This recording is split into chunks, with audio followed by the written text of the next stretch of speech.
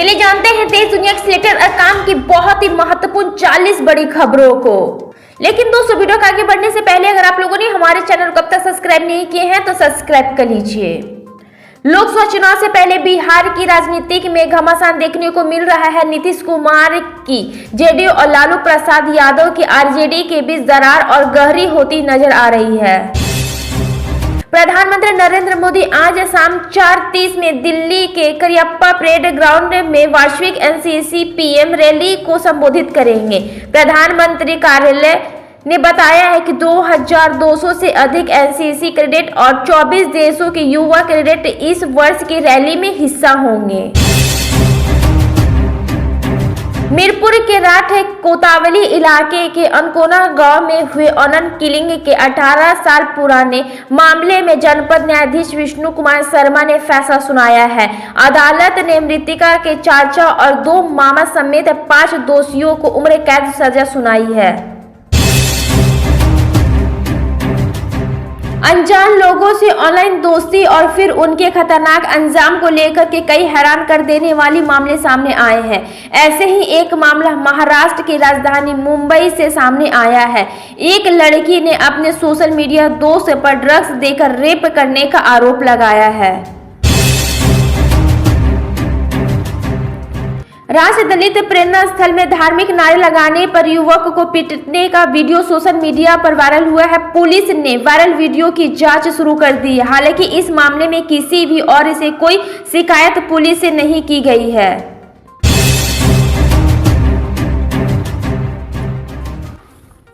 दिल्ली उच्च न्यायालय ने दिल्ली सिख गुरुद्वारा प्रबंधन समिति के पूर्व अध्यक्ष मनजीत सिंह जी के द्वारा दायर मानहानि मामले में बीजेपी नेता मनजिंदर सिंह सिरसा के खिलाफ आपराधिक कार्यवाही पर रोक लगाने से इनकार कर दिया है।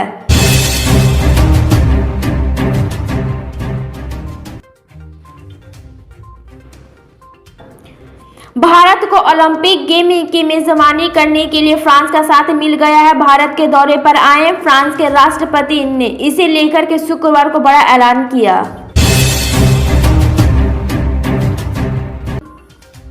यूपी के पीलीभीत में सर्दी से बचने की कोशिश में एक बुजुर्ग महिला को अपनी जान गंवानी पड़ी। हादसा बिलसाड़ा इलाके में हुआ है। 92 वर्षीय यह महिला गांव से दूर एक झोपड़ी में अकेले रहती थी।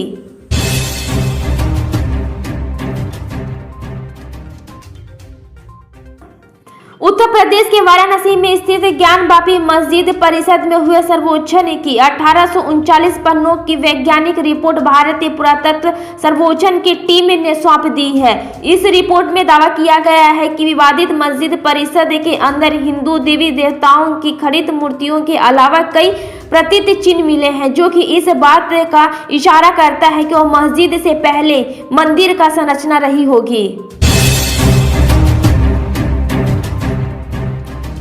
भारत शुक्रवार को राष्ट्रीय राजधानी दिल्ली के कर्तव्य पथ पर अपनी सैन्य शक्ति और समृद्ध सांस्कृतिक विरासत के एक आकर्षण प्रदर्शन के साथ देश के गणतंत्र दिवस के एक महत्वपूर्ण प्लैटिनम समारोह की तैयारी कर रहा है। 26 जनवरी गणतंत्र दिवस समारोह के लिए चीफ गेस्ट फ्रांस के राष्ट्रपति आज भारत दौरे पर आ रहे हैं। जानकारी के मुताबिक गुरुवार को वह राजस्थान के जयपुर पहुंचे और प्रधानमंत्री नरेंद्र मोदी से मुलाकात करेंगे। अयोध्या में भव्य मंदिर का आज प्रधानमंत्री नरेंद्र मोदी ने आधिकारिक तौर पर उद्घाटन कर दिया है। इस उद्घाटन समारोह में सैकड़ों धार्मिक हस्तियां, राजनेता और बॉलीवुड हस्तियां भी उपस्थित रहे थे। अयोध्या में रामलला के दर्शन के लिए भक्तों की भीड़ और लंबी कतारों के बीच प्रधानमंत्री नरेंद्र मोदी ने बुधवार को केंद्रीय मंत्रिमंडल की एक बैठक के अध्यक्षता को, जिसके दौरान उन्होंने अपने सुझाव दिए।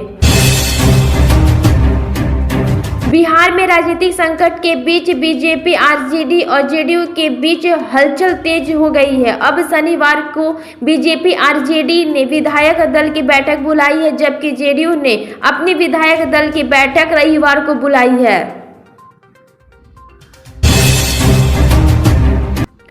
वित्त मंत्री निर्मला सीतारमण 1 फरवरी को लगातार छठा बजट पेश करेंगी। इसके साथ ही उनके नाम कई रिकॉर्ड होंगे। वो लगातार 5 पूर्व बजट और एक अंतिम बजट पेश करने की पूर्व प्रधानमंत्री मोरारजी देसाई के नाम दर्ज रिकॉर्ड की बराबरी करेंगी। इंग्लैंड के लिस्टेड यूनिवर्सिटी में हाल ही में हुए दीक्षांत समारोह में एक छात्र ने कुछ ऐसा कर दिया कि सब लोग हैरान रह गए हैं। दरअसल एक छात्र ने हाल ही में दीक्षांत समारोह के दौरान एक शिक्षक के पैर छूकर और जय सिया राम कहकर दर्शकों को आश्चर्यचकित कर दिया। बिहार में मची सियासी उथल-पुथल और नीतीश कुमार के एनडीए में जाने की खबर के बीच तमिलनाडु के मुख्यमंत्री एम.के. स्टालिन ने इंडिया गठबंधन में एकजुटता की अपील की। उन्होंने कहा है कि सबका एक ही लक्ष्य होना चाहिए, बीजेपी को दोबारा सत्ता में नहीं आने देना है। रिपब्लिकन पार्टी की ओर से राष्ट्रपति पद के उम्मीदवार के दौर में डोनाल्ड ट्रंप सबसे आगे चल रहे हैं। ट्रंप की दावेदारी को लेकर के दो भारतीय अमेरिका रिपब्लिकन नेता निक्की हेली और विवेक रामस्वामी आमने सामने गए हैं। राजनीति के सियासी उटल फेर होते रहते हैं, इसमें दल बदल की भी भारी राजनीतिक चलते रहती है। लेकिन राजस्थान के मेवाड़ा में एक चौंका देने वाली राजनीतिक घटना हुई है। कांग्रेस ने सालों राजनीतिक लड़ाई लड़ने के बाद उदयपुर में एक बोर्ड के चेयरमैन पद पर जीत हासिल कर ली थी, लेकिन अब इस बोर्ड के chairman Bharatiya Janata party BJP में शामिल हो गए हैं। देश में घने कोहरे के हालात में देश भर के राजधानी दिल्ली आने वाली और दिल्ली से जाने वाली सारी ट्रेन आज लेट चल रही है। सूचना के मुताबिक आज 43 ट्रेन लेट चल रही है। नई दिल्ली रेलवे स्टेशन पर ट्रेन लेट होने पर यात्री प्रेस ने कहा है कि हम परिवार के साथ आगरा जा रहे हैं।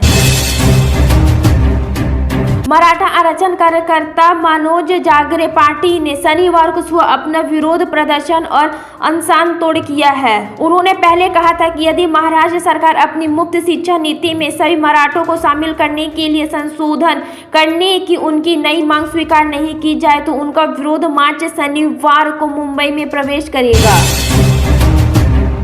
कलकत्ता हाई कोर्ट के जज बनाम जज मामले पर सुप्रीम कोर्ट में आज विशेष सुनवाई होगी। Supreme court Calcutta high court के जज अभिजीत गंगोपाध्याय के अन्य जज पर लगाए आरोप पर श्वेत संज्ञान लेकर के इस मामले की सुनवाई कर रहा है। पूर्वी यूपी में रविवार की सुबह घने कोहरे में सिमटी हुई यह सर्दी की सितम कम होने का नाम ही नहीं ले रहा है। पश्चिमी विक्षोभ की सक्रियता बनी हुई है। यूरोप की तरफ से ऊपरी वायुमंडल में आ रहे जेड सिस्टम के कारण दिन और रात का पारा सामान्य के नीचे बना हुआ है। दिल्ली के शारदा इलाके में दर्दनाक हादसा हुआ है। एक इमारत में आग लगने से 9 महीने के मासूम बच्चे समेत 4 लोगों की मौत हो गई है। इस दौरान 2 लोग झुलस गए हैं और बता दें कि घायलों को अस्पताल में भर्ती कराया गया है।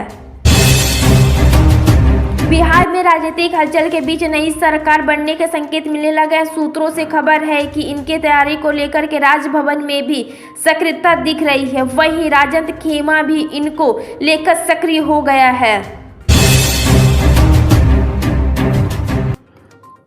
INDI के गठबंधन से अलग हटकर अकेले चुनाव लड़ने की घोषणा कर चुकी पश्चिम बंगाल की मुख्यमंत्री और तृणमूल कांग्रेस TMC के प्रमुख ममता बनर्जी ने अब केंद्र सरकार को अल्टीमेटम दिया है।